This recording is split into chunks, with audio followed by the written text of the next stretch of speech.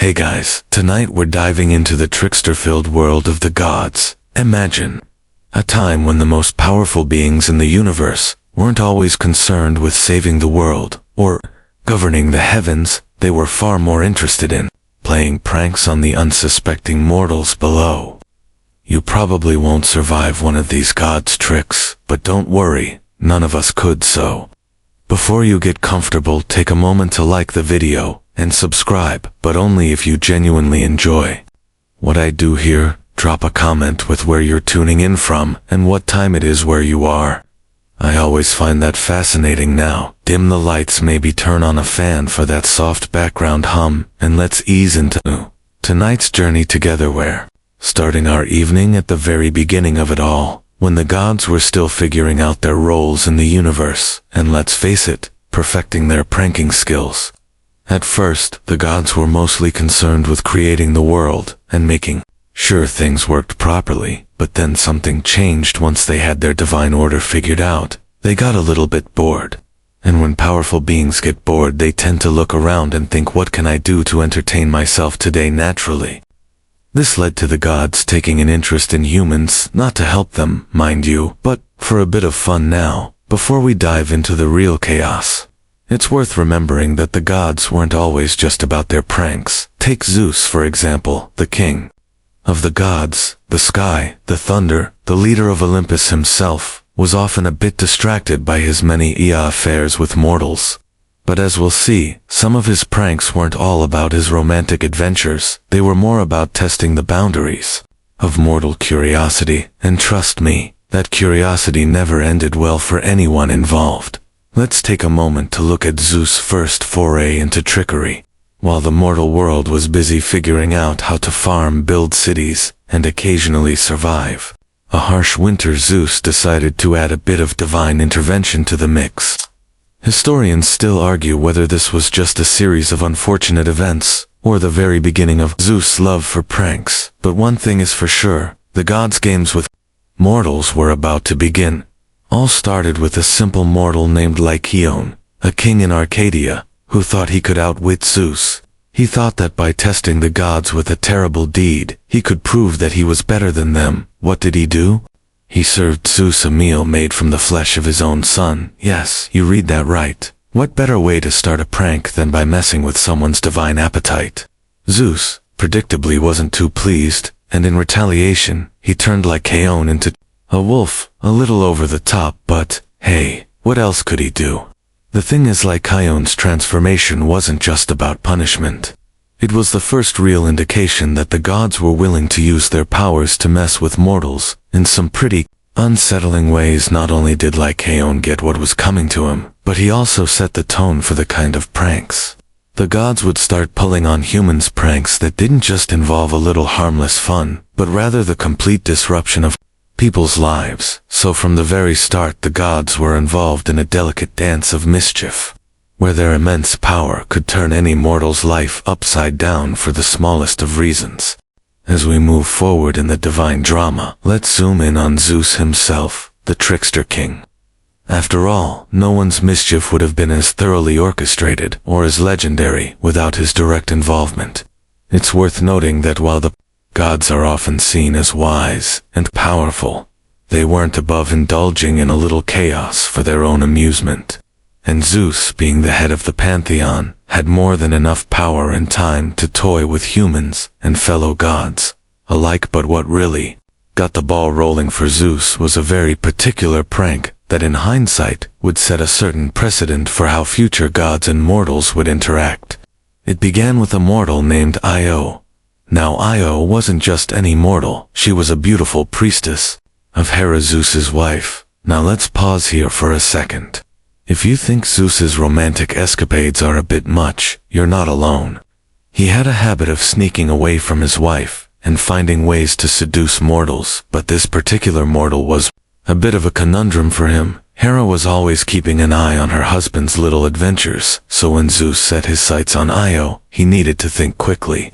And as we all know, Zeus wasn't one to miss an opportunity. Historians still argue whether Zeus' transformation of Io into a cow was a prank, or just another desperate attempt to hide his actions from Hera.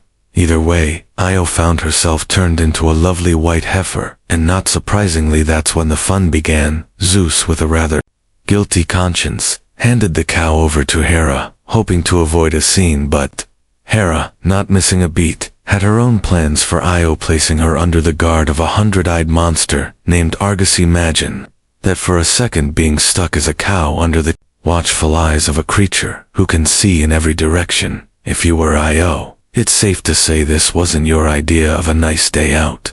But here's where the gods got clever. Hermes, the god of mischief and the god with the speed to match, was sent by Zeus to rescue Io. He arrived and, after using his wit and charm to lull Argus to sleep, killed the 100-eyed beast. But instead of just walking away, he added a little flourish. Hera, in her grief, turned the eyes of Argus into the feathers of a peacock. Yes, that's right. The peacock's eyes are actually symbolic of Argus's many eyes. At this point, we're deep into a realm of divine trickery and deception. What started as a simple flirtation quickly spiraled into a multi-god saga, full of transformation, deceit, and a little bit of revenge. And yet, despite all the meddling and the chicanery, the gods, especially Zeus, weren't all that different from us. They played games often to satisfy their egos or entertain themselves, but in doing so they made the world an infinitely more chaotic place. But the game wasn't over yet. The gods had much more in store for the mortals. And it wasn't just about Zeus anymore. Soon other gods would show that they too had a flair for mischief. We'll get to some of those tricks in just a moment, but first let's take a quick detour and look at another god who was particularly fond of testing the limits of what mortals would tolerate for a laugh. Apollo. Now, Apollo might not have the same reputation for pure trickery that Hermes or Zeus do, but he certainly knew how to have fun at the expense of others. He was the god of the sun, music, poetry, and prophecy, but also of healing, which made him a rather complex figure in the pantheon. And as with all gods, complexity often breeds mischief. One of Apollo's more famous pranks revolved around his involvement in the love lives of mortals, and it's safe to say that, like Zeus, Apollo didn't always have the best intentions when it came to matters of the heart. There was a mortal named Daphne, who had the misfortune of catching Apollo's eye. Daphne wasn't exactly thrilled by Apollo's advances, and she did her best to avoid him. Apollo, however, wasn't the type to give up easily. He chased her relentlessly, determined to win her affections. Historians still argue whether Apollo was merely smitten, or if there was something darker behind his pursuit.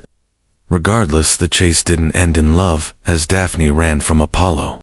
She prayed to her father, the river god Peneus, to save her, and in the blink of an eye, Peneus transformed her into a laurel tree. Apollo, rather than mourning the loss of his love, took a different approach. He decided to turn her transformation into a symbol. Of the laurel tree became sacred to him, and its leaves were used to crown victors in games and battles. What began as a pursuit for love turned into a legacy of glory, all thanks to the god's particular sense of humor.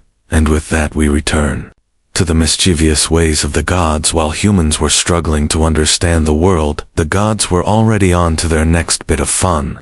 Just when you thought you had a handle on divine pranks, a new one would pop up, often with a twist you didn't see coming.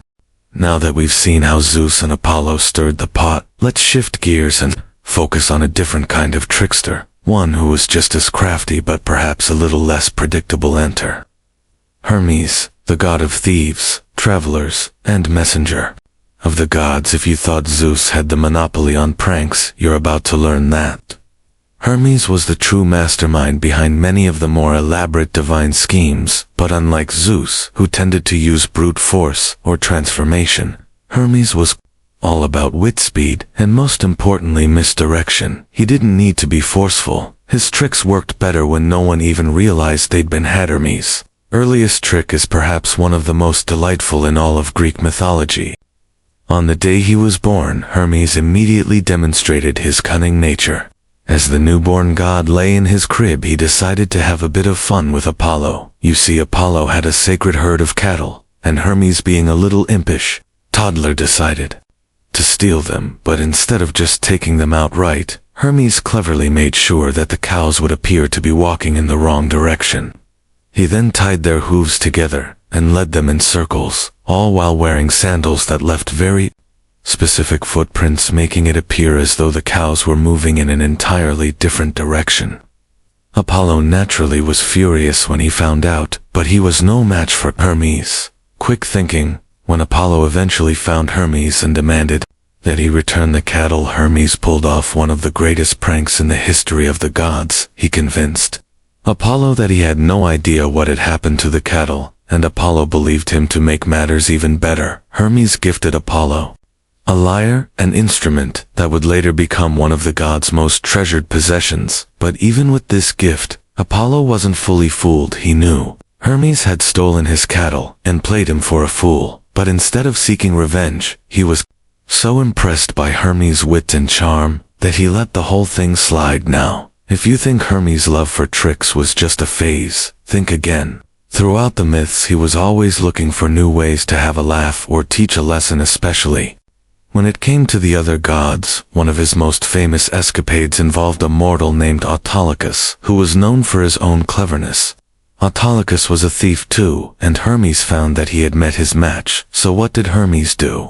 He decided to challenge Autolycus to a contest of trickery to see who could outwit the other. The game was simple. Whoever could steal the most valuable item from a god without being caught would be declared the winner. The contest went back and forth with Hermes and Autolycus playing tricks on each other, and even the gods themselves, until finally Hermes emerged victorious. But the beauty of Hermes' tricks was never in the outcome, it was in how he made everything seem effortless. He didn't need to punish those he tricked, because the joy of playing the game was enough. And while it might seem like the gods were all about imposing their will on mortals, Hermes knew that the greatest form of control came from subtlety, making the mortals think they were in charge, when in reality, they were the ones who were being played. That's why when mortals call on Hermes for help, they usually end up with more than they bargained for. And speaking of bargains, let's shift our attention to one of the more famous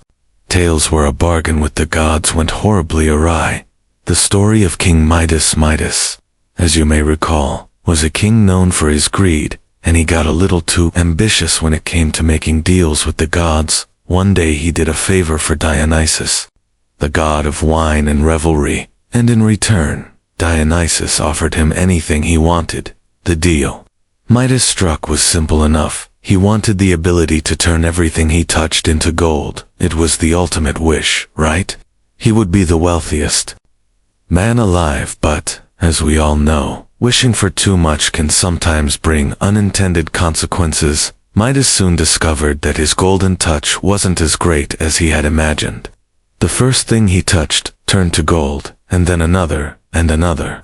But soon even his food turned to gold, and he found that he could no longer eat. His daughter too was turned into a golden statue when he embraced her. Realizing his mistake, Midas begged Dionysus to take back the gift. Dionysus, in his ever-playful manner, told Midas to wash in the river Pactolus, and as he did, the power of the golden touch was washed away. The river in turn became rich with gold. The lesson here: it wasn't just that greed could lead to disaster, it was the way the gods used their power to teach important lessons, all while having a laugh at the expense of mortals. You'd think Midas would have learned his lesson, but, in true godly fashion, they didn't just stop there. They found a way to turn every wish, every act, every attempt at greatness, into an opportunity for a divine joke. Now, let's turn our attention to a different kind of divine jest, one that involved not only trickery, but a touch of revenge. The tale of Arachne is one that highlights the fine line between divine punishment and divine humor. Arachne was a mortal woman famed for her weaving skills, and she became so confident in her craft that she openly challenged Athena, the goddess of wisdom and war, to a weaving contest. Athena, always a fan of showing mortals their place, accepted the challenge. But instead of weaving something simple, Arachne decided to make a tapestry that depicted the gods in a less than flattering light. When Athena saw what Arachne had created, she became enraged. Historians still argue whether Athena was more offended by the disrespect toward the gods or the sheer skill of Arachne's work. But one thing is clear: Athena did not take kindly to losing. even to a mortal in her anger. She cursed Arachne, turning her into a spider, and thus Arachne's fate was sealed. She would weave for eternity, but now, as a spider, her craft would be known not for its beauty, but for the endless spinning of webs. As the gods continued to play their pranks on mortals, one thing became certain: no one, not even the most skilled or clever, was safe from their divine games, whether out of boredom, mischief, or a deeper lesson. The gods were always watching, waiting, and laughing quietly at the world they created, and it was clear those who tried to outwit them often ended up in situations they never saw coming. Now that we've seen the playful nature of the gods and their endless ability to toy with mortals, let's turn our attention to the gods' peculiar sense of humor when it came to their enemies. After all, while they were known for causing chaos, they weren't above using mortals to enact some rather creative punishments on one another. No god better exemplifies this method of mischief than the goddess Hera, who, while often seen as the goddess of marriage and family, was also known for her more vengeful streak. See, Hera had a very complicated relationship with Zeus, her husband, who was far too fond of consorting with mortal women. And every time Zeus stepped out of line, Hera took it personally rather than confronting Zeus directly. She found more subtle and often more painful ways of exacting revenge. One of her most well-known targets was a mortal named Io, whose story we've already touched on, but there was another mortal who caught Hera's ire, a woman named Semele. A mortal princess had caught the eye of Zeus. Of course, Zeus, never one to turn down a beautiful mortal, visited her in disguise, telling her that he was the god of thunder. But Semele, overwhelmed by her affections and desire to prove her lover's godliness, made a fatal mistake. She asked Zeus to show her his true form. Zeus, trying to please her, revealed his godly nature in all its thunderous glory, casting bolts of lightning and thunder across the sky. The problem: the sight of such raw divine power was too much for Semele, and she perished in the flames. Historians still argue whether Semele's death was truly an accident, or whether Hera had somehow planted the idea in Semele's mind as a final test. Either way, Hera's punishment was complete, and even though Zeus was deeply upset by the loss, the trickery didn't stop there. Zeus, ever the trickster himself, managed to save the unborn child Semele had been carrying. This child was none other than Dionysus, the god of wine, revelry, and madness, who would go on to be known for his own tricks and pranks in the future. This twisted game of one-upmanship continued as the gods competed in their battles of wits, tricks, and even indirect warfare, each looking to outdo the others in their cleverness. Take the story of the Trojan War, for example. While many know about the infamous Trojan horse, fewer are familiar with the gods' direct involvement in the conflict. The gods, often playing both sides, were the ultimate players in this divine drama. While humans fought for glory and revenge, the gods pulled the strings behind the scenes, shifting the tide of the battle whenever it suited them. The most famous of these divine tricks involved a plan conceived by Athena after a long and fruitless siege of Troy. The Greeks were on the verge of giving up. It was then that Athena, in her typical fashion, came up with an idea that would bring victory to the Greeks, an idea that would live on in history as one of the greatest tricks ever played on a city. Athena's plan was deceptively simple. The Greeks would construct a massive wooden horse hollowed out to house a small group of soldiers and present it to the Trojans as a gift. The Trojans, believing the Greeks had given up and left, brought the horse into their city as a symbol of victory. Historians still argue whether the Trojans were just naive, or whether the gods themselves made sure they didn't suspect anything. Either way, the result was the same. In the dead of night, the Greeks, hidden inside the horse, emerged and opened the gates of Troy, allowing the rest of their army to storm the city. The city fell, and Troy was destroyed. In the end, the Trojans' victory was a complete illusion, and the gods, through Athena's trickery, had once again manipulated human fate. Now, not all divine pranks were quite as elaborate as the Trojan horse, but they all served the same purpose: to show humans that no matter how powerful they believed themselves to be, the gods were always pulling the strings. Mortals might win battles, might even gain temporary victories, but in the end, the gods Influence was unavoidable. It was the ultimate cosmic game, and the gods were the only ones who truly knew the rules. Of course, not all divine games had such far-reaching consequences. Some pranks, though equally mischievous, were smaller in scale. But no less entertaining one such prank took place with a god who wasn't always so concerned with the big picture. Poseidon, the god of the sea, was just as prone to a little light-hearted trickery as the others. In one famous incident, Poseidon decided to punish a mortal named Odysseus, the hero of Homer's epic poem, by making his journey home from the Trojan War even more difficult. Odysseus, after spending years fighting in the war, had finally managed to escape the clutches of the Trojan forces, and was on his way home. Unfortunately for him, Poseidon, angry that Odysseus had blinded his son, the Cyclops, Polyphemus, found himself determined to make Odysseus's return home as difficult as possible. Poseidon sent storms to push Odysseus off course, causing him to drift across the seas for years longer than he had intended. But this wasn't just punishment. This was Poseidon's way of having a laugh at the mortal's expense. Odysseus would find himself facing trial after trial, all while Poseidon's laughter echoed through the waves. In the end, while Odysseus' return home was delayed, it was clear that Poseidon had played a long game of trickery, teaching Odysseus the value of patience and perseverance in the face of divine mischief. Now that we've seen the playful nature of the gods and their endless ability to toy with mortals, let's turn our attention to the gods' peculiar sense of humor when it came to their enemies.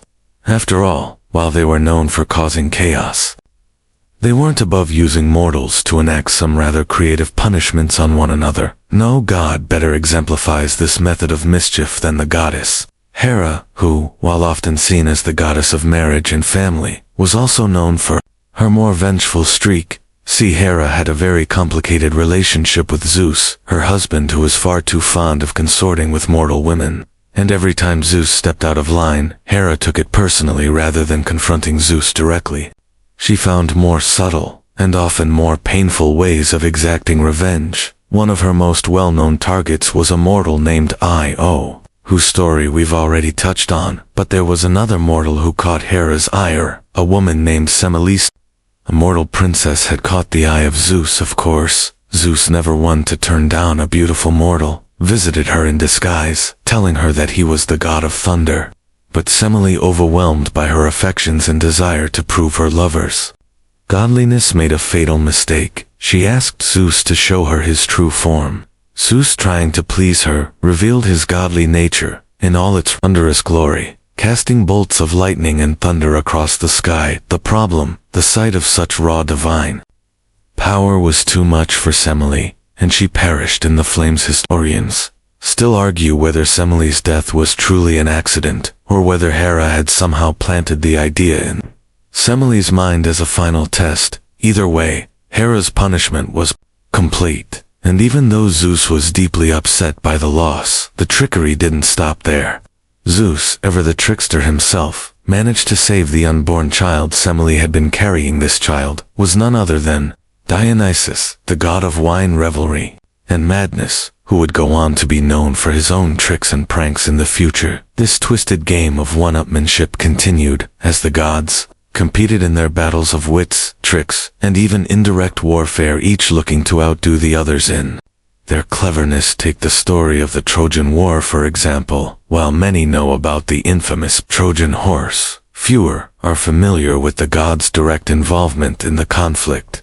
The gods, often playing both sides, were the ultimate players in this divine drama. While humans fought for glory and revenge, the gods pulled the strings behind the scenes, shifting the tide of the battle whenever it suited them. The most famous of these divine tricks involved a plan conceived by Athena. After a long and fruitless siege of Troy, the Greeks were on the verge of giving up. It was then that Athena, in her typical fashion, came up with an idea that would bring victory to the Greeks, an idea that would live on in history as one of the greatest tricks ever played on a city. Athena's plan was deceptively simple.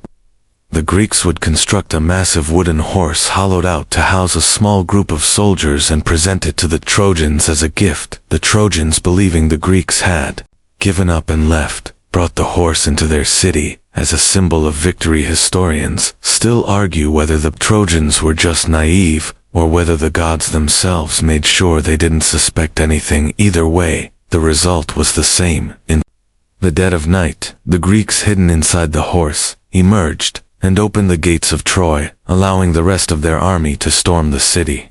The city fell, and Troy was destroyed. In the end, the Trojans' victory was a complete illusion, and the gods, through Athena's trickery, had once again manipulated human fate. Now, not all divine pranks were quite as elaborate as the Trojan horse, but they all served the same purpose: to show humans that no matter how powerful they believed themselves to be, the gods were always pulling the strings. Mortals might win battles, might even gain temporary victories, but in the end, the gods' influence was unavoidable. It was the ultimate cosmic game, and the gods were the only ones who truly knew the rules. Of course, not all divine games had such far-reaching consequences. Some pranks, though equally mischievous, were smaller in scale.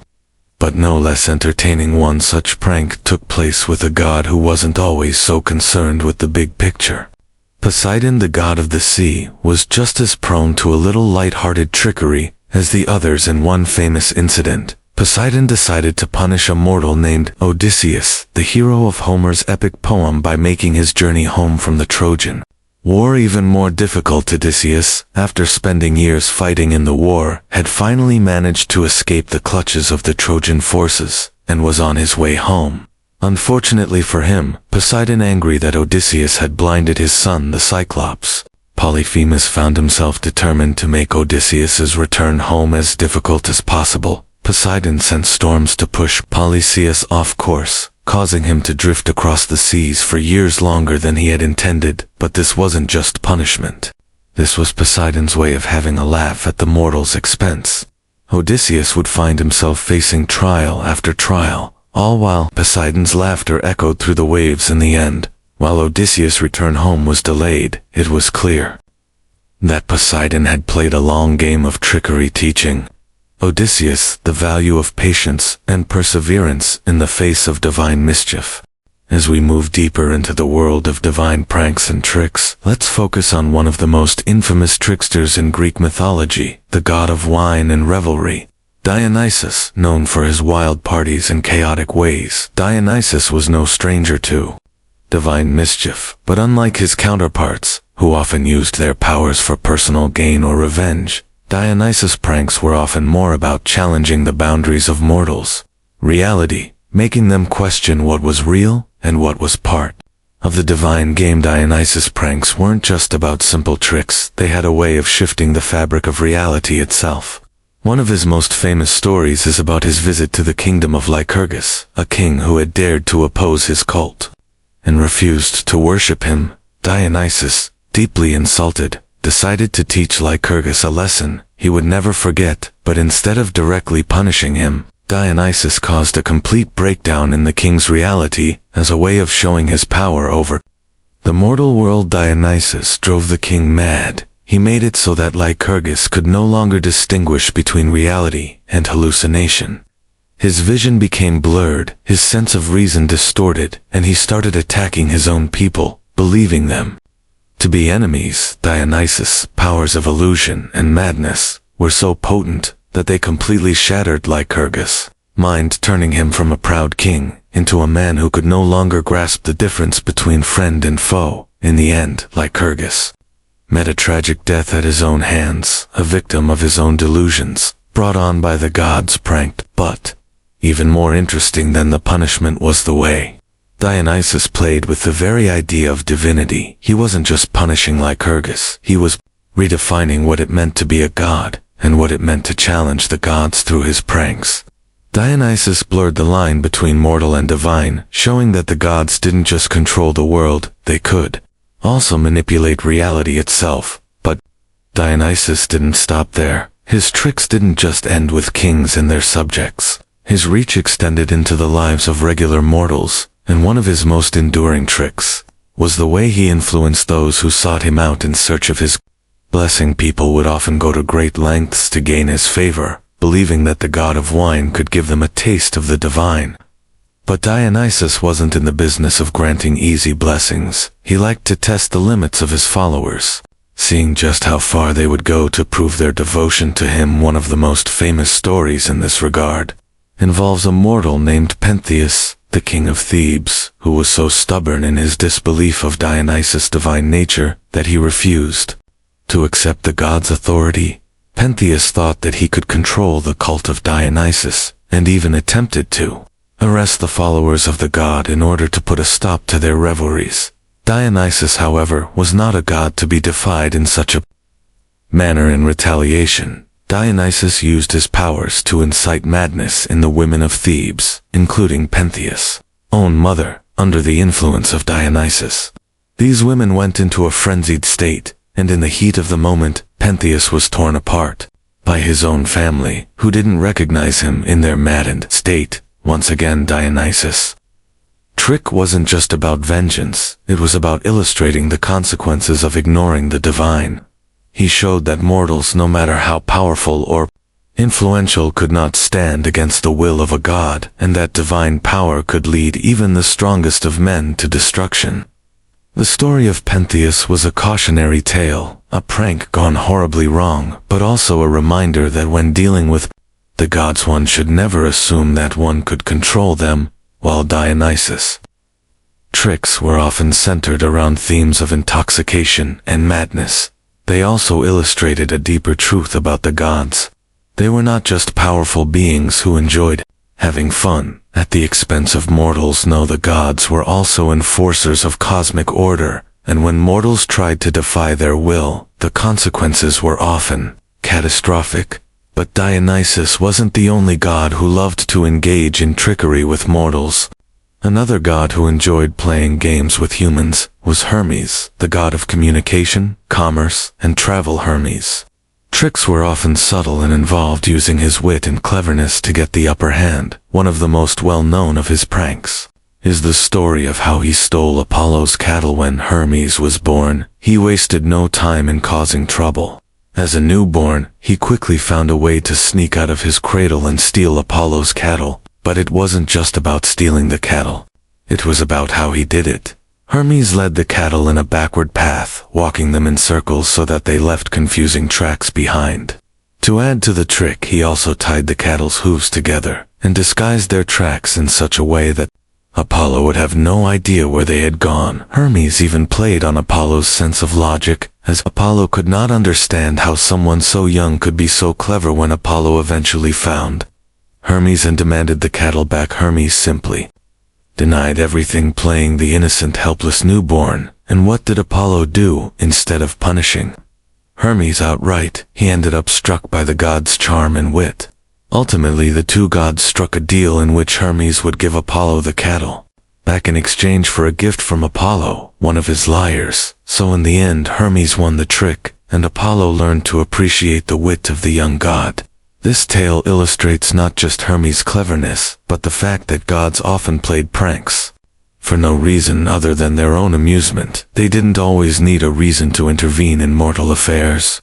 Sometimes their games were simply a way to prove their power and superiority, and sometimes they were simply bored and looking for a bit of fun. In either case, it was a reminder to mortals that they were always under the gaze of the gods, and the gods could play with them however they wished. As we delve deeper into the divine antics of the gods, it's impossible to ignore the role that fate played in their trickery. While the gods certainly enjoyed manipulating mortals, they often did so under the guise of ensuring that fate followed its course. This brings us to the story of Oedipus, a tragic figure whose fate was sealed by the gods' pranks. The gods' games with mortals were rarely about simple entertainment. They were about guiding or even controlling the course of human lives. Oedipus, born to King Laius and Queen Jocasta of Thebes, was fated to kill his father and marry his mother. The Oracle of Delphi, known for revealing prophecies, foretold this grim future. And when Laius and Jocasta heard it, they did everything in their power to prevent it. They ordered the infant Oedipus to be left to die on a mountain, hoping to thwart the prophecy. But, as we know, the gods were not to be fooled that easily. The baby Oedipus was saved by a shepherd and later adopted by the king and queen of Corinth. Unbeknownst to Oedipus, he was living as someone else entirely, and the prophecy still hung over him like a dark cloud. When Oedipus grew older, he sought the oracle's advice, and when he heard that he was destined to kill his father and marry his mother, he fled Corinth to avoid that fate. But fate, it seemed, had other plans. While traveling, Oedipus met a man at a crossroads, and after a brief quarrel, he killed him. Little did he know, the man he killed was his real father, Laius. Later, Oedipus came to Thebes and solved the riddle of the Sphinx, saving the city and earning the throne, along with the hand of the widowed queen, Jocasta. He married her, unknowingly fulfilling the prophecy.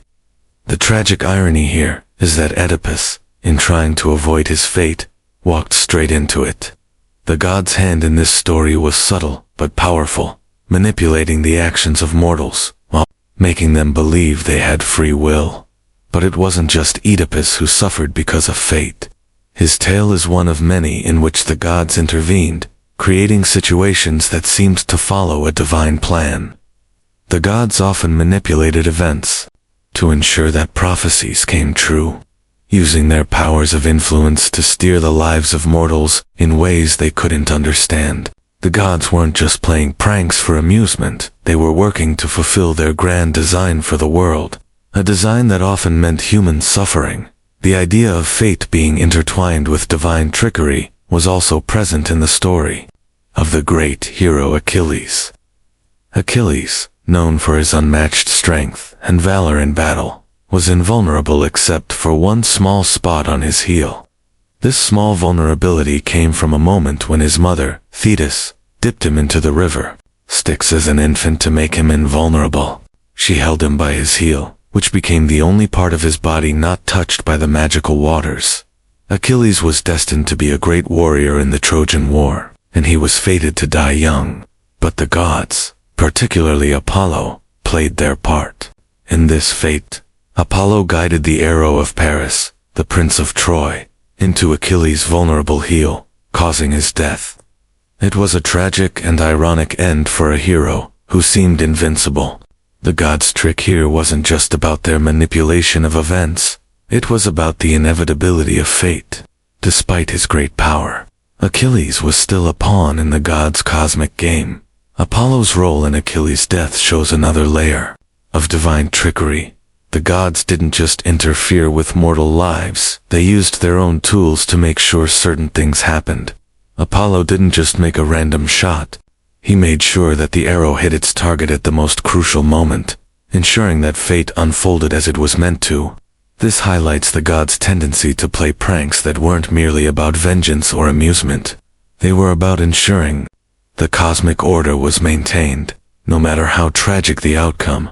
As we explore the nature of the gods' tricks, it becomes evident that while they did enjoy playing games with mortals, they also had a much deeper role in guiding the events of the world. Whether through fate or misdirection, the gods were always involved in shaping the lives of humans, ensuring that their will was done even when mortals didn't understand the true nature of what was happening. This pattern of divine intervention and manipulation is also reflected in the story of the hero Heracles, another figure whose life was shaped by divine trickery. Heracles, the son of Zeus and the mortal Alcmene, was known for his incredible strength and his 12 labors, which were seemingly impossible tasks set before him. These labors were the result of a trick by Hera, who was jealous of Heracles' birth and wanted to punish him. The 12 labors were meant to be a form of divine punishment, but Heracles, true to his nature, faced each task with determination and strength. While many of these labors were incredibly difficult, such as slaying the Nemean lion or capturing the golden hind of Artemis, Heracles also had to contend with the gods themselves. At times, they would offer him help, while at other times, they would actively try to thwart him. Despite all of this, Heracles' story shows how the gods played a role in shaping mortal destinies, often turning what seemed like punishment into opportunities for greatness. Heracles' final labor, which involved capturing the three-headed dog Cerberus, was perhaps the most significant of all. Cerberus was the guardian of the underworld, a creature no mortal could hope to defeat. Yet, through his sheer strength, and with the help of the gods, Heracles was able to overcome this seemingly insurmountable challenge. His success showed that even when the gods played their tricks, there was always a chance for mortals to prove themselves. In many ways, the story of Heracles is about the balance between divine influence and human will. While the gods played their tricks, they also allowed mortals, like Heracles, to rise above them, showing that even under the weight of divine trickery, humans could still carve out their own destiny. As we continue exploring the intricate relationship between the gods and mortals, it's impossible to overlook the role of divine revenge in their pranks. While some of the gods played tricks simply for amusement, others used trickery as a form of punishment, especially when mortals angered them. Take for example the story of Niobe, a mortal queen who dared to boast of her superiority over the goddess Leto. Niobe had many children, some say 14, and she proudly declared that she was more blessed than Leto, who had only 2 children, Apollo and Artemis. Leto, enraged by this affront, decided to teach Niobe a lesson. She didn't play subtle tricks, instead she went straight for devastation. Leto sent her children Apollo and Artemis to kill all of Niobe's children. Apollo killed all of her sons, while Artemis killed all of her daughters. Niobe's pride led to the complete destruction of her family. Afterward, the gods, through their cruel sense of justice, turned Niobe into a stone, symbolizing her eternal grief. What is striking about this story is not just the punishment but the nature of divine revenge. The gods in their trickery often punished mortals for their pride or disrespect, but they did so with an almost impersonal coldness. The gods didn't need to directly confront mortals who angered them. They could simply manipulate circumstances, turning them into lessons for others to learn from. Niobe's transformation into stone, crying forever, was a symbol of how the gods used their tricks, not just to enact revenge, but to reinforce their supremacy over mortal pride. In another story, the gods' tricks weren't about revenge, they were about testing the character of mortals. A good example of this is the story of King Midas, whose wish for the golden touch we've already discussed. Midas, in his unrelenting greed, asked the gods for the ability to turn everything he touched into gold. He got exactly what he wished for, but the consequences were disastrous. His food, his drink, even his own daughter turned to gold at his touch. Midas soon realized that the gift he had received was a curse, and he begged the gods to take it away. Dionysus, seeing the error of Midas's ways, agreed to reverse the curse. However, Midas had to wash in the river Pactolus to rid himself of his golden touch, and from that moment on, the river flowed with gold discs. Story serves as a clear reminder that the gods were always ready to grant a wish, but they did so with a hidden lesson. When mortals sought to gain power or wealth, they often didn't understand the consequences of their requests. The gods' pranks were not just meant to cause temporary discomfort, but to impart lessons about the limitations of mortal desires. The gods could give, but they could also take away, and their gifts came with heavy costs. Similarly, in the story of King Sisyphus, another trick of the gods was not just about punishment, but also the cruel humor in an endless cycle. Sisyphus, the king of Corinth, was known for his trickery, even fooling death itself to avoid his fate. He trapped Thanatos, the personification of death, and prevented people from dying. Eventually, the gods had enough and decided to punish Sisyphus. For his hubris, his punishment was a cruel one. He was made to roll a massive boulder up a hill, only for it to roll back down every time he neared the top. The god's trick was not just in the punishment itself, but in the endless nature of it. Sisyphus was forced to repeat the same task for eternity, never achieving his goal. The story of Sisyphus highlights the gods' ability to punish through endless repetition. This was a punishment designed not to kill Sisyphus, but to trap him in a cycle of frustration and futility. It also serves as a reminder of the gods' power over fate. No matter how clever or strong a mortal might be, they could never escape the inevitable cycles that the gods Set in motion, Sisyphus' punishment was a demonstration of how divine trickery could make even the most cunning mortals face the futility of their efforts. The gods' pranks were often about more than just revenge or retribution. They were about ensuring that mortals remained humble and accepted their place in the world. This idea of humility and recognition of divine power is evident in many myths. Even when mortals achieved greatness, the gods were quick to remind them that no matter how successful or powerful they became, they could never escape the reach of divine intervention. In another famous story, the gods punished the mortal king Arachne, who was renowned for her skill in weaving.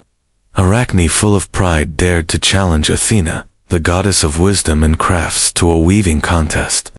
Athena, of course, accepted, and the contest was fierce. However, when Arachne's work was found to be superior to Athena's, the goddess could not tolerate the insult. In a fit of rage, Athena turned Arachne into a spider, condemning her to weave for eternity. This story too reflects the nature of the gods' pranks, not simply as a way to punish pride, but as a reminder that no mortal could challenge the gods without consequence. Athena's trick wasn't just about winning the contest, it was about asserting her divine authority over a mortal who had dared to think she could outdo a god. What's particularly interesting in Arachne's case is the use of her skills against her. The very talent that made her proud was the same skill that led to her downfall. The gods often used the talents or weaknesses of mortals against them, turning what should have been a source of pride into a source of suffering. Arachne's fate serves as a cautionary tale for those who might believe they could surpass or even challenge the gods. In the end, the gods' trick was to show that they were always the ultimate authority. As we continue on our journey through divine trickery, it's essential to touch upon one of the most fascinating elements of the gods' interactions with mortals: their use of disguise and deception. The gods often didn't just rely on their raw power to impose their will. They enjoyed changing forms and playing roles that allowed them to infiltrate the mortal world unnoticed. This was especially true for gods like Zeus and Hermes, who found that their tricks were far more effective when mortals didn't realize they were dealing with deities at all. One of the most famous examples of divine disguise is Zeus's transformation into a swan. This particular prank was pulled on the beautiful mortal Leda, the queen of Sparta. Leda, it seems, had caught Zeus' eye, and Zeus, being Zeus, had a unique approach to winning her affection. Instead of showing up in his usual godly form, he transformed into a swan and approached Leda while she was bathing. The interaction led to Leda laying 2 eggs, from which hatched the famous children, Helen of Troy and her brother Clytemnestra. It's a peculiar tale that highlights the gods' fondness for slipping into different forms to conceal their true nature, allowing them to interact with mortals without their knowledge. The story of Zeus and Leda also illustrates how the gods blurred the lines between power and vulnerability. Zeus was the most powerful of gods, yet in his disguise, he wasn't just a force of nature, he was something softer, more approachable. This manipulation of form allowed the gods to interact with the mortal world in ways that were often unexpected, and at times deeply confusing for the mortals involved. While it's often assumed that divine interventions were large-scale and dramatic, many times the gods used subtle tricks like this to nudge events in the direction they desired. Similarly, Zeus' ability to assume different forms wasn't limited to just physical transformations. He often used his ability to disguise himself to test the kindness or hospitality of mortals. One of his most famous tricks of this nature came when he and Hermes visited the city of Phrygia, disguised as poor travelers. The two gods knocked on many doors, but none of the mortals offered them hospitality until they came upon the humble home of an elderly couple, Baucis and Philemon. The couple welcomed the strangers into their home, offering them food and shelter. In gratitude for their kindness, Zeus and Hermes revealed their true identities and rewarded the couple with a wish. However, Zeus also punished the city for its lack of hospitality by destroying it.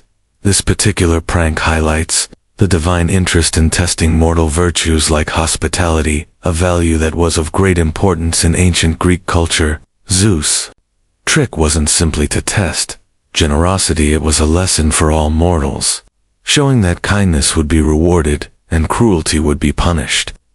The gods had a particular way of testing mortals' adherence to certain virtues, turning what seemed like ordinary actions into cosmic stakes. It's almost as though the gods wanted to remind mortals that no act was too small to go unnoticed by the divine.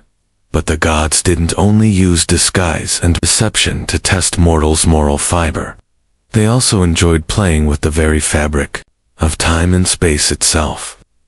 One notable instance of this comes in the tale of the goddess Hecate, who was known for her control over the supernatural and her ability to manipulate the passage of time. Hecate was a goddess who existed between worlds, able to travel through the realms of the living and the dead. One of her most famous tricks involved using her powers to mislead both mortals and gods alike. Hecate once played a trick on the hero Odysseus, who was making his way through the underworld. Odysseus, seeking guidance from the spirits, had to rely on Hecate's wisdom to navigate the realm of the dead. However, Hecate was not the straightforward advisor she might have appeared to be. Instead of simply offering Odysseus a clear path, she gave him cryptic guidance that led him to make a series of choices that would determine his fate. Her trick wasn't about leading Odysseus astray. It was about forcing him to make decisions based on his own instincts, showing how even the gods could manipulate the very concept of free will. Hecate's trickery wasn't malicious, but it certainly reflected the complex nature of divine interaction with mortals. The gods didn't always provide clear answers. Instead, they led mortals on winding paths that required them to exercise their own judgment. In this way, the gods didn't just act as players in the game of life, they set the stage for mortals to act within their bounds, creating the illusion of free will while subtly guiding the outcome. It was a dance between control and freedom, and the gods were always the ones leading. Another example of divine trickery that involved the manipulation of time and space is the myth of the labyrinth and the Minotaur. The labyrinth, created by the brilliant inventor Daedalus under the command of King Minos, was a maze so complex that no one who entered it could ever hope to escape. The Minotaur, a half-man, half-bull creature, was trapped inside the maze, and the only way to survive was to navigate the labyrinth. With the help of a divine gift from the gods intervened in the story of the labyrinth, not just through their manipulation of space, but also through the clever tricks they gave to mortals. It was the goddess Athena who provided the hero Theseus with a ball of thread to guide him through the labyrinth. This seemingly simple gift was, in fact, a divine trick that allowed Theseus to defeat the Minotaur and escape the maze. In this case, the trick wasn't about deceiving mortals. It was about providing them with just enough help to survive the divine challenges they faced. The gods didn't always make the path easy, but they always made sure mortals had a fighting chance if they were clever enough to find it. Through these stories, we can see the duality of divine trickery.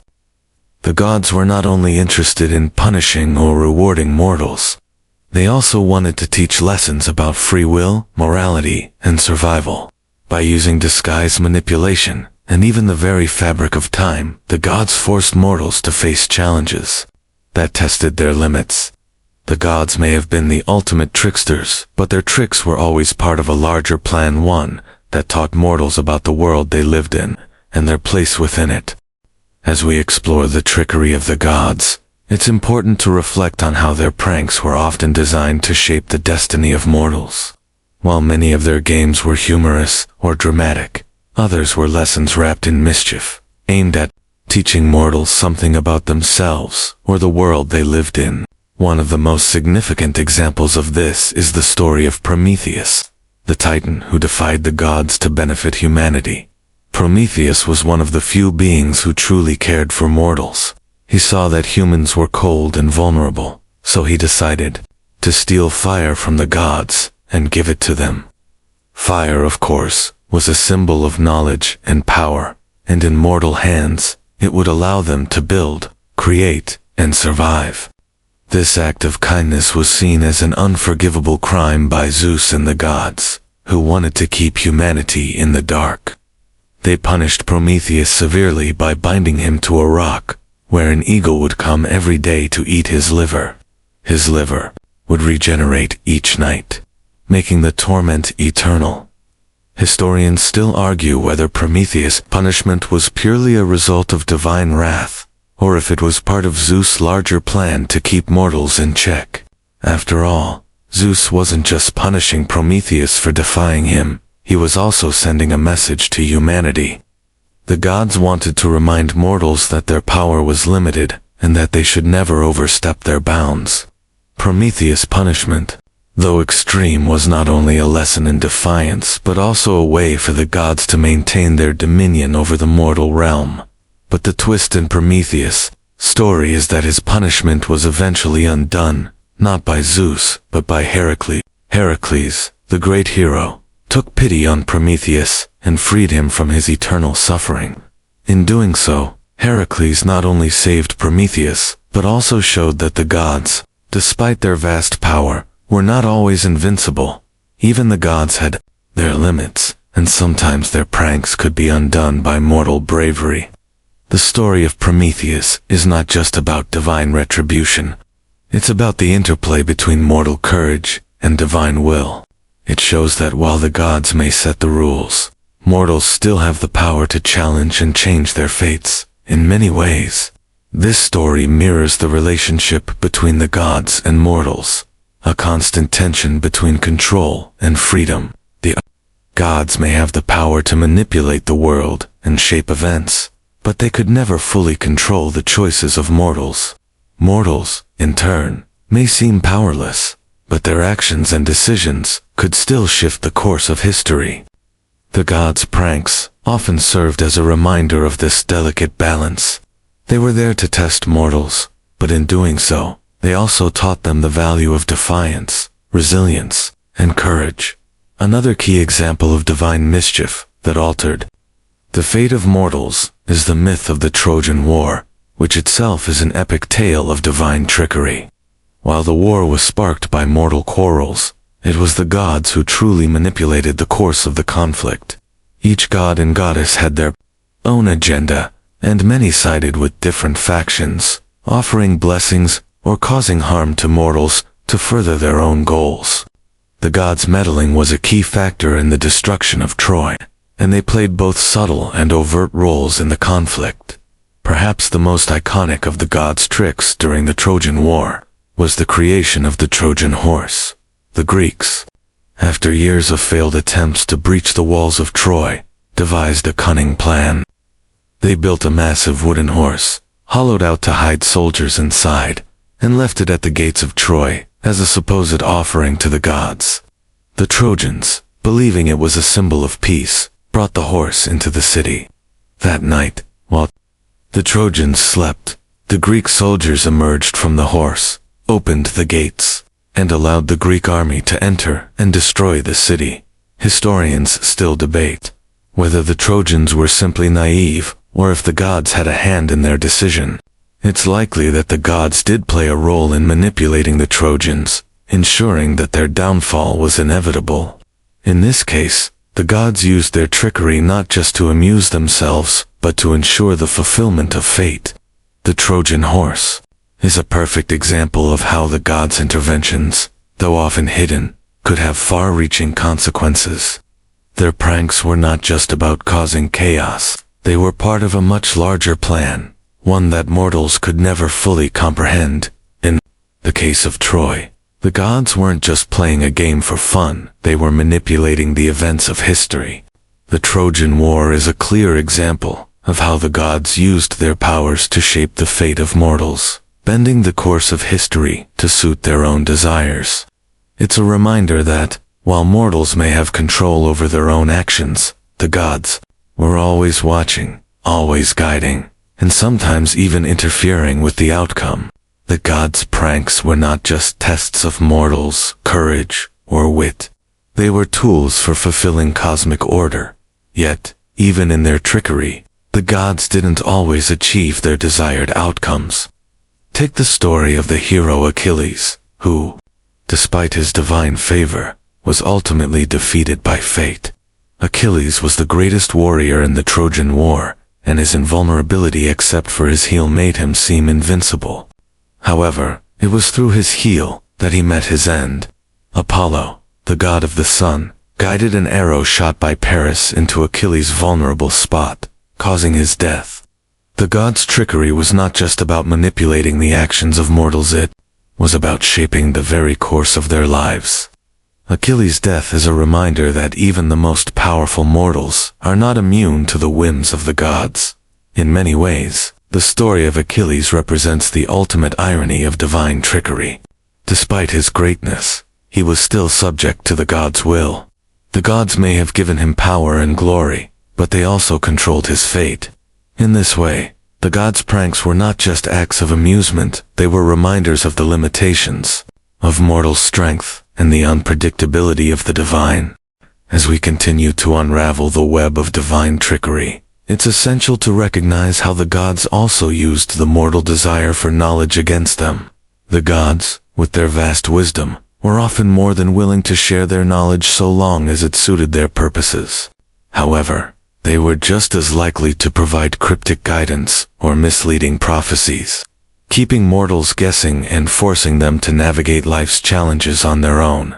One of the most famous instances of this is the story of King Croesus of Lydia. Croesus was a wealthy and powerful king, and, as often happens with those in power, he became overly confident. He sought the counsel of the Oracle of Delphi, one of the most revered sources of divine wisdom. When he asked the oracle whether he should go to war with Persia, the oracle's answer was cryptic, saying, "If you cross the river, a great empire will be destroyed," interpreting the oracle's words as a promise of victory. Croesus decided to invade Persia, believing that he would destroy his enemy. However, things didn't go according to plan. When Croesus crossed the river and attacked, he found that his own empire was destroyed instead. The great empire the oracle spoke of was not Persia, it was his own. Croesus had misinterpreted the divine message, and in his hubris, he paid the ultimate price. The oracle's trick wasn't about causing direct harm to Croesus, it was about highlighting the dangers of assuming that divine wisdom would always lead to clarity. The gods, with their playful and often ironic approach to mortals, showed that sometimes the most profound truths are the hardest to understand. Croesus' downfall serves as a reminder that knowledge, when misinterpreted or misused, can lead to disaster. Similarly, the gods often enjoyed manipulating mortal understanding of time and destiny. One of the most prominent examples of this is the tale of the three fates Moira, who spun, measured, and cut the threads of life. The fates were an embodiment of divine control over time, and no mortal could escape their influence. Their power over destiny was absolute, and yet, as with most things in Greek mythology, there was room for divine trickery. One of the most famous figures to test the power of the fates was the hero Perseus. Perseus, tasked with slaying the Gorgon, Medusa, was aided by several gods, including Athena and Hermes, who gave him the tools he needed to succeed. But even with the gods' help, Perseus could not escape the influence of the fates. Despite his godly assistance, Perseus was still subject to the threads that the fates had spun for him. The story of Perseus and Medusa is a fascinating example of divine intervention. While Perseus was a hero in his own right, his success was still contingent on the will of the gods. Even though he received guidance and tools from the gods, his fate was ultimately controlled by the fates themselves.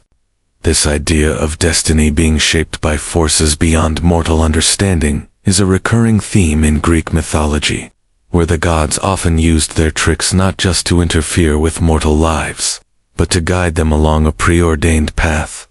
The story of Perseus also highlights the gods' tendency to intervene in the lives of mortals for both personal and grander purposes. The gods, despite their immense power, were not omniscient in the way we might imagine. They, too, had their roles to play.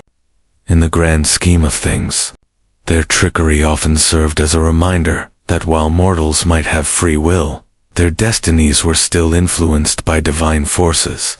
Even when those forces acted indirectly, this duality of divine will and mortal choice is particularly evident in the myth of Heracles, whose 12 labors were not only a test of his physical strength, but also of his character. Heracles was tasked with completing 12 impossible tasks, many of which required divine assistance or intervention. Whether he was capturing the Erymanthian boar or cleaning the Augean stables, Heracles' feats were often the result of both his own determination and the whims of the gods. The gods' role in Heracles' life wasn't always benevolent. However, Hera, in particular, sought to thwart Heracles at every turn, and her involvement in his life was a constant source of challenge. Despite her efforts to make his life difficult, Heracles' ability to persevere was what made him a hero. His 12 labors served as a form of divine trickery, not just testing his strength, but his resolve. Hera's pranks, while often cruel, were meant to show Heracles the limits of his abilities, and his ability to overcome those limits ultimately proved his worth. But Heracles wasn't the only mortal whose fate was shaped by the gods' trickery. The tragic tale of Orpheus is another example of divine influence gone wrong. Orpheus, the greatest of all mortal musicians, ventured into the underworld to retrieve his wife Eurydice, who had died. His music was so beautiful that it softened the hearts of Hades and Persephone, who allowed him to take Eurydice back to the land of the living. However, there was one condition. Orpheus could not look back at Eurydice until they had reached the surface. As they journeyed out of the underworld, Orpheus, unable to resist, looked back at Eurydice just before they reached the surface. In that instant, she was pulled back into the underworld forever. While this wasn't directly the result of the gods' intervention, it was still an example of the divine power at play. The gods set the conditions for Orpheus' success, but his inability to follow them resulted in the ultimate punishment. His failure to trust the divine instructions is a tragic reminder of how the gods' plans often come with consequences for those who do not follow them. In the end, Orpheus' tale is a story of love, loss, and the consequences of not fully understanding divine intentions. It also reinforces the idea that the gods, through their tricks and tests, sought to challenge mortals in ways that tested their loyalty, patience, and understanding of divine will. Even the greatest heroes, no matter how skilled or blessed, could fall victim to divine trickery if they didn't heed the gods' warnings. As we continue to examine the divine tricks of the gods, it's important to recognize how their pranks often intertwined with the idea of fate. Fate, as it's portrayed in Greek mythology, was something both inevitable and manipulable by the gods. The gods didn't just act as overseers of mortal affairs, they actively shaped the destinies of mortals, bending the threads of fate in ways that seemed arbitrary, playful, or cruel, depending on their whims. One of the most striking examples of the gods manipulating fate is the story of the hero Jason and his quest for the Golden Fleece. Jason, the leader of the Argonauts, embarked on a perilous journey that was fraught with challenges, many of which were orchestrated by the gods themselves. While Jason was undoubtedly a hero in his own right, his success was largely due to the divine intervention of others, particularly the goddess Hera. Hera, who had taken a liking to Jason, ensured that he would succeed in his quest by guiding him with subtle advice and aiding him in his encounters with other gods and mortals. But as with many divine interventions, Hera's help wasn't always straightforward. Jason faced many trials, including battles with monsters, navigating treacherous waters, and obtaining the Golden Fleece itself. Every step of the way, the gods twisted and turned his fate, making it clear that Jason was never truly in control of his journey. One of the most significant acts of divine trickery in this tale came when Jason had to deal with the sorceress, Medea. Medea, who fell in love with Jason, used her magic to help him complete some of his most difficult tasks.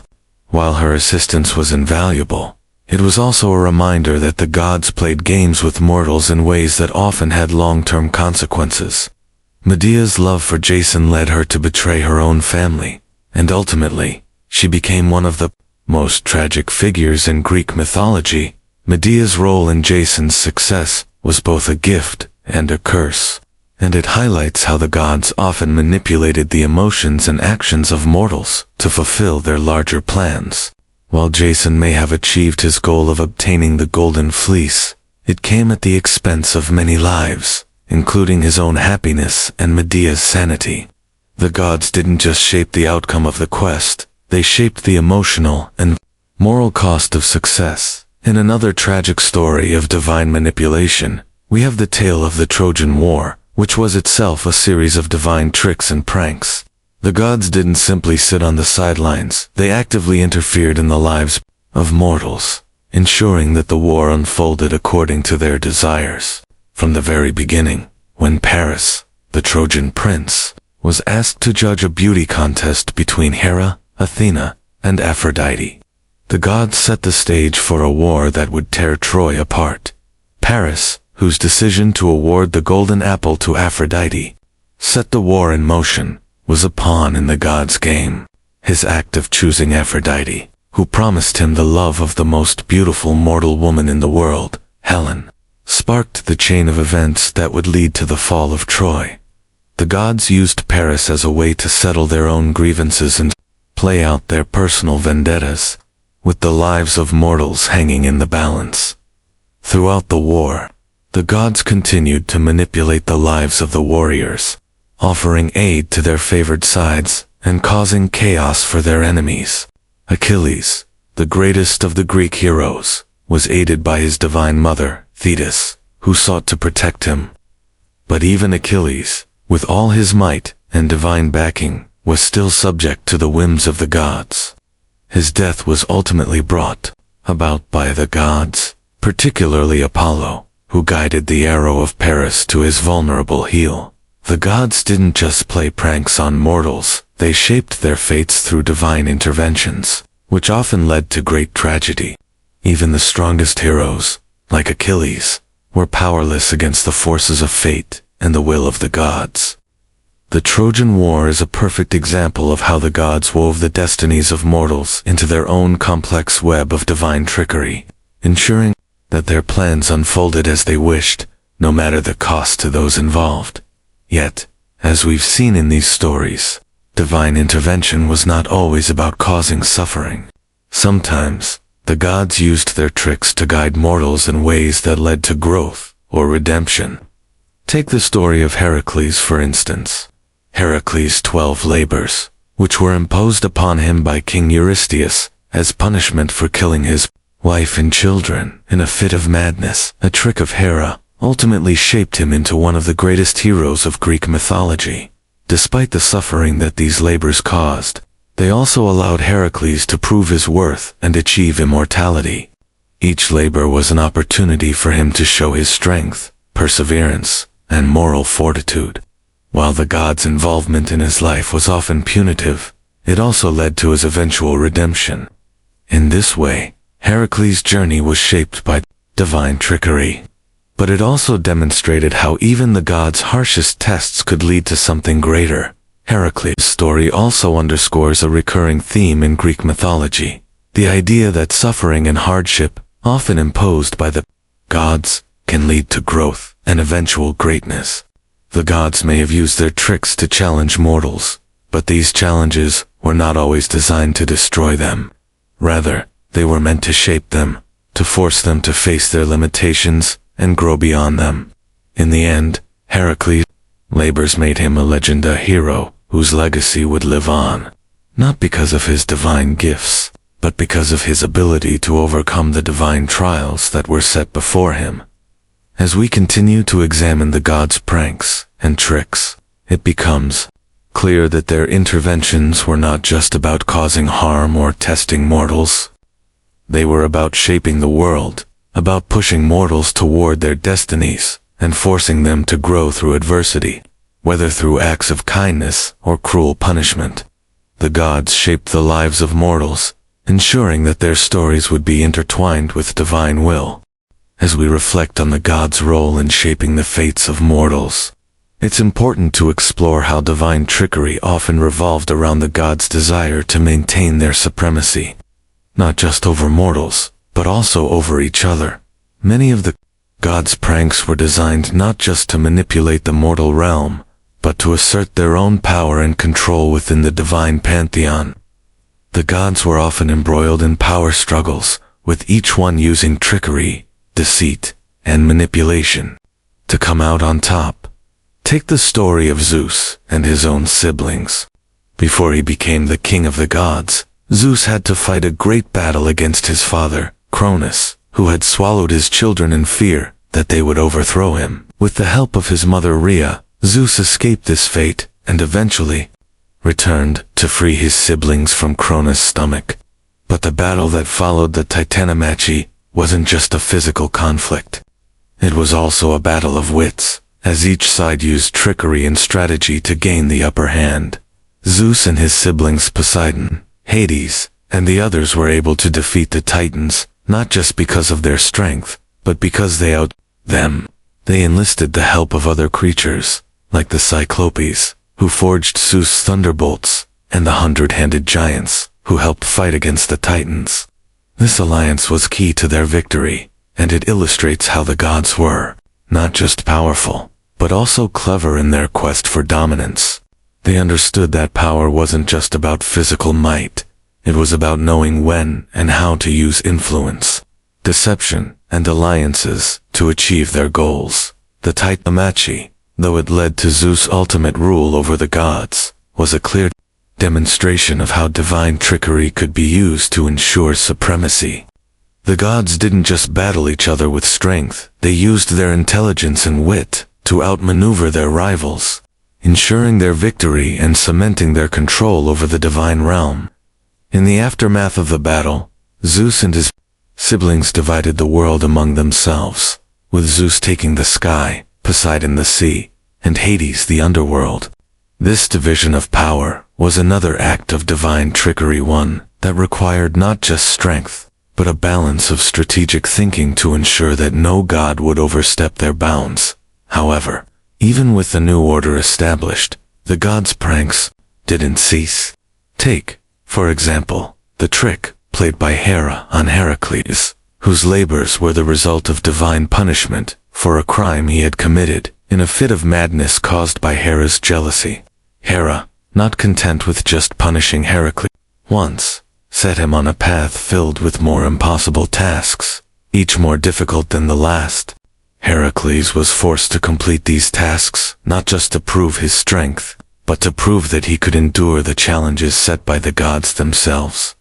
Hera's role in Heracles' trials highlights another aspect of divine trickery. The gods were not just agents of punishment or reward, but also enforcers of cosmic balance. Hera's involvement in Heracles' life wasn't merely to cause him pain. It was to remind both gods and mortals that no one was immune to the whims of divine power. Heracles' trials were not about his moral failings, they were about showing that even the greatest heroes had to answer to the gods. No matter how powerful they were, the gods, in their own way, showed that they held the reins of fate, not just for mortals, but for each other. Their rivalries, their acts of vengeance, and their constant manipulation of the world were all part of the divine game. Mortals, caught in the web of their power, were constantly at the mercy of these divine dramas, unable to control the forces that shaped their lives. But the gods were also known for their cleverness in other areas, particularly when it came to love and relationships. Many of the gods' pranks involved the manipulation of love, both mortal and divine. Take, for instance, the story of the love affair between Zeus and the mortal woman Semele. Zeus, who often disguised himself to seduce mortals, approached Semele in the guise of a mortal man. Semele, intoxicated by the god's affection, asked him to reveal his true form. Zeus, unable to resist her request, showed himself in all his divine glory, a sight so overwhelming that it killed her. However, the gods didn't let Semele's death go unchallenged. Zeus rescued the unborn child she carried, Dionysus, the god of wine and revelry, and, brought him to full divinity. This act was not only a demonstration of divine power, but also a reminder of the gods' ability to manipulate the concept of love itself. The gods often used love as a tool for both their own amusement and to impose lessons on mortals. In this case, Zeus' affair with Semele was not just about seduction, it was about showing that mortal desires and the gods' power were inherently at odds, leading to tragedy for those who dared to challenge divine authority.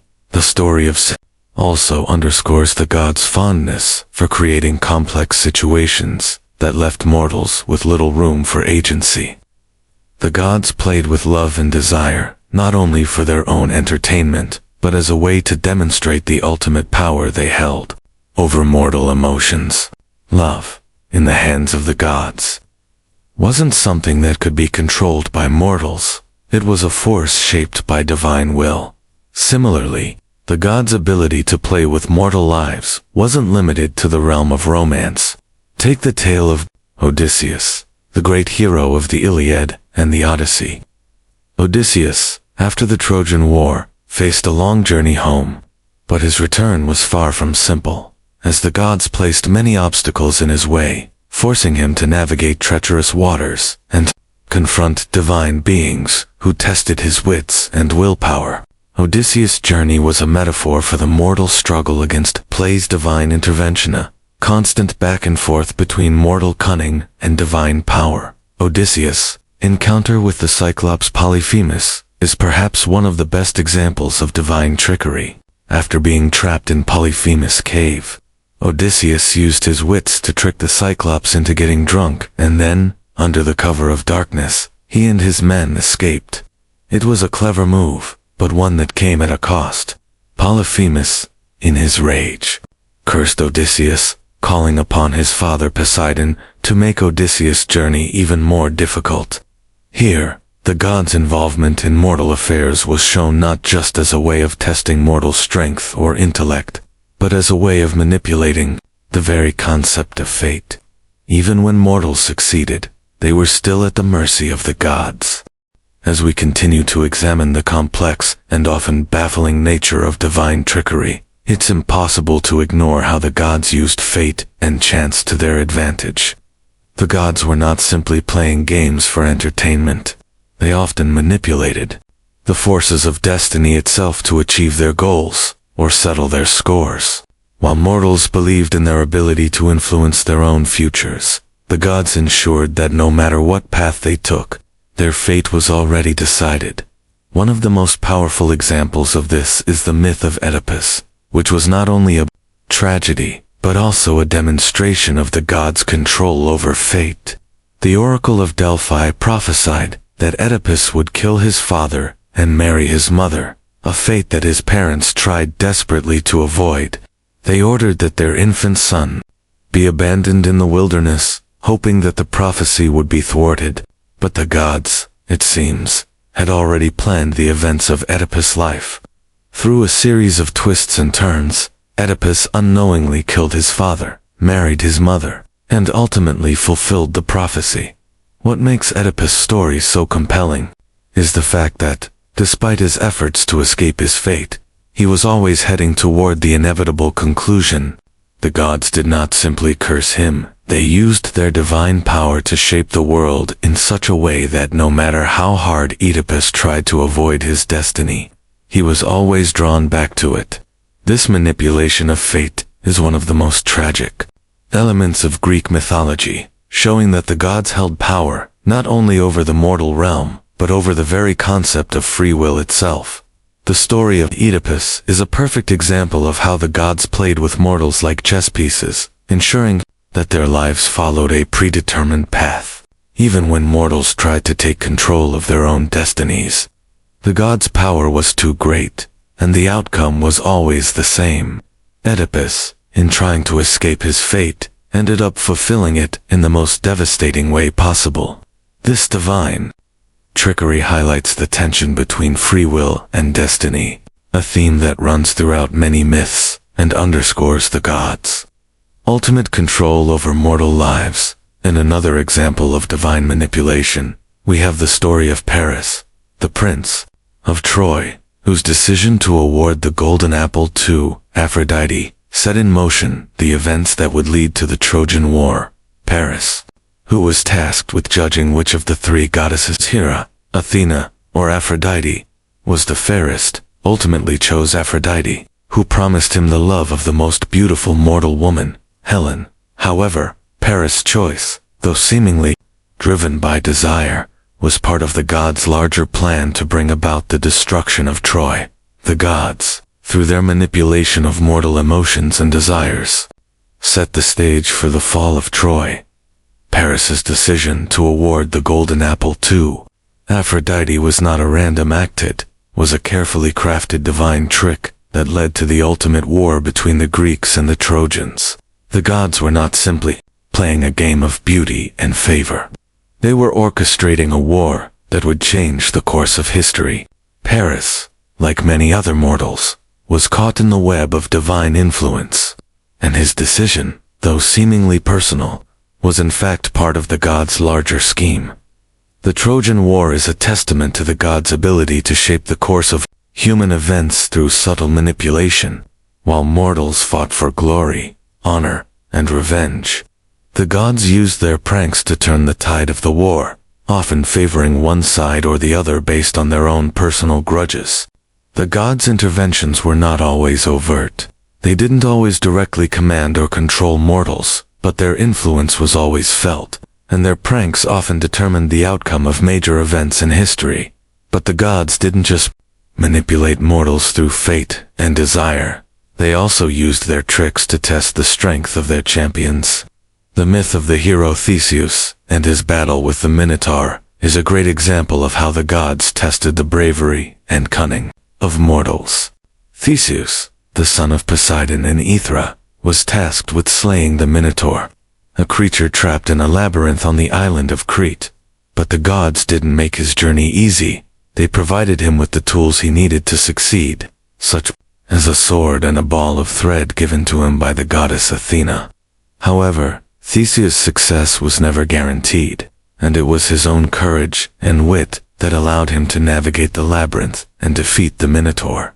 The story of Theseus is a reminder that while the gods may provide assistance, they also expect mortals to prove their worth. Theseus, in completing his task, demonstrated the qualities of a hero's strength, intelligence, and courage, but he was still subject to the gods' will. The gods' interventions in his life were not always out of kindness. They were often tests, meant to see if Theseus had the qualities necessary to succeed. The gods' pranks, in this case, were meant to challenge Theseus and ensure that he was worthy of the title of hero. Yet, even in cases where the gods provided assistance, their influence could still come with consequences. The tale of the hero Perseus is a prime example of this. Perseus was sent on a quest to slay Medusa, a gorgon whose gaze could turn anyone to stone. With the help of the gods, including Athena and Hermes, Perseus was able to succeed in his task. However, his victory came with a heavy price. In some versions of the myth, Perseus accidentally turned his own grandfather, Acrisius, to stone, fulfilling a prophecy that he would kill his grandfather. This tragic irony serves as another example of how the gods used their tricks to shape the fates of mortals. Even when those mortals succeeded in their quests, the gods' tricks were not always just about punishing mortals or testing their strength. Were also about shaping the very destinies of heroes and kings. Whether through fate, manipulation, or tests of courage, the gods used their pranks to ensure that the course of human history was aligned with their will. Mortals may have thought they were in control of their lives, but the gods were always watching, always guiding, and always ready to intervene in ways that no mortal could foresee. As we reach the final part of our exploration into the divine trickery of the gods, it's clear that their interventions were not only about testing mortals or fulfilling their own agendas. The gods' pranks, no matter how playful or cruel, were ultimately about enforcing their authority and ensuring that mortals understood their place in the world. The gods were not just powerful beings, they were the ultimate forces that shaped the destiny of both the divine and the mortal realms. One of the most poignant examples of this comes in the story of the goddess Athena and her involvement with the mortal hero, Odysseus. Throughout the Odyssey, Athena is one of Odysseus' greatest allies, offering him guidance and assistance. However, Athena's assistance wasn't always straightforward. She didn't just hand Odysseus the answers to his problems, she made him work for them, using her wisdom to guide him rather than giving him a clear path. In this way, Athena's trickery was not about deceiving Odysseus, but about teaching him the value of patience, perseverance, and self-reliance. Athena's involvement in Odysseus' journey also reflects a recurring theme in Greek mythology: God's desire to shape the character of mortals. Odysseus' success was not just a result of his cleverness, it was a result of the divine challenges set before him. Athena didn't just want Odysseus to succeed, she wanted him to grow as a hero, to prove his worth through struggle, and to learn the importance of humility and wisdom. The gods' interventions were often about more than just achieving a specific goal. They were about ensuring that mortals became better, stronger versions of themselves, even if the process was difficult and filled with trials. But not all divine pranks were as kind or as thoughtful as Athena's. The story of the punishment of Niobe offers a much darker view of divine trickery. Niobe, a queen of Thebes, boasted of her superiority over the goddess Leto, claiming that she had more children, and was therefore more blessed. Enraged by this arrogance, Leto sent her children, Apollo and Artemis, to kill all of Niobe's children. The gods' punishment was swift and devastating, and Niobe, devastated by the loss of her children, was turned into a stone, forever weeping. The tragic irony of Niobe's story lies in the way the gods used her pride against her. Niobe's boast was not just about claiming superiority, was an affront to the gods themselves. Leto's intervention, though harsh, was a reminder that mortals, no matter how powerful or blessed, were always subject to the will of the gods. The gods' ability to manipulate pride, jealousy, and other human emotions was a powerful tool, one they used not just to punish, but to remind mortals of their limitations. In many ways, the gods' pranks, whether seemingly cruel or merciful, were designed to highlight the delicate balance between mortal ambition and divine power. The gods were not interested in fairness or justice in the way that mortals understood them.